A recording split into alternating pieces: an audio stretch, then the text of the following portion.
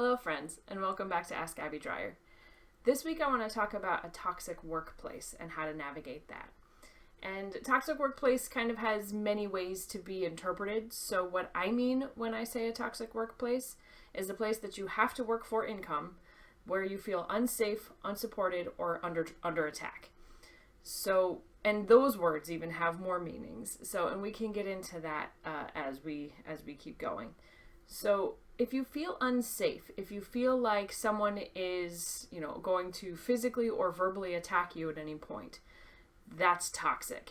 If you feel unsupported, like no matter what you do, even if it's a great idea, nobody's going to back you up, or if you do make a mistake, everyone's going to just let you drop, that's also not very good and toxic.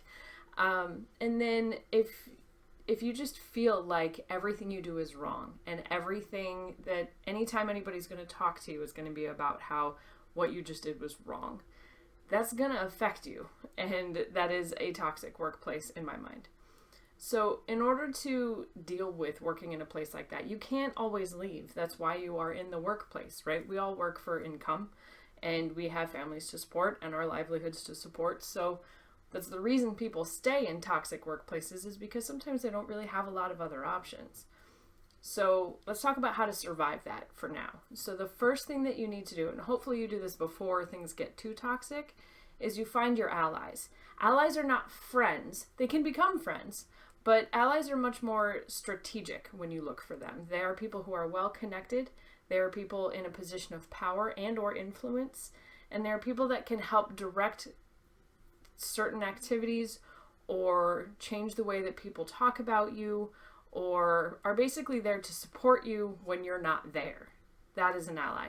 You'll also hear them as sponsors or champions or mentors, but specifically in a toxic workplace, you want an ally. You want somebody who you can go to and say, this just happened, what do I do? And they will help guide you through what you need to do, and also go to the places that you can't be and advocate for you.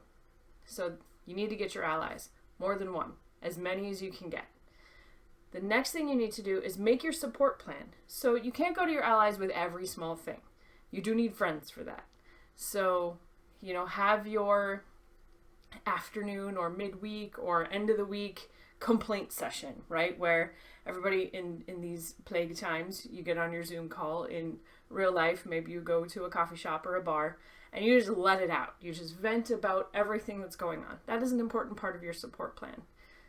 The other parts of your support plan include, if this action happens, if this person comes to me and says this thing, or if I'm told this, or if I am perceived to have messed up, these are the steps I'm going to take. I'm going to have this conversation with my manager. I'm going to have this conversation with my ally. I'm going to have this conversation with HR if it comes to that. You need to have your plan, because if you are wrapped up in the emotion of whatever toxic moment you're in, you can get swept up in that and forget what you need to do to take care of the situation. So have your plan and write it down, make a code, whatever you need to do to remember that when you're swept up into it, these are the steps you need to take. And lastly, create your exit strategy. Find a way to get out. Work on your resume, find ways to interview for a new job, see if there's anything that you can do. Can you get reassigned somewhere else? Find a way to get out of that situation, because that's the only way it's going to be resolved.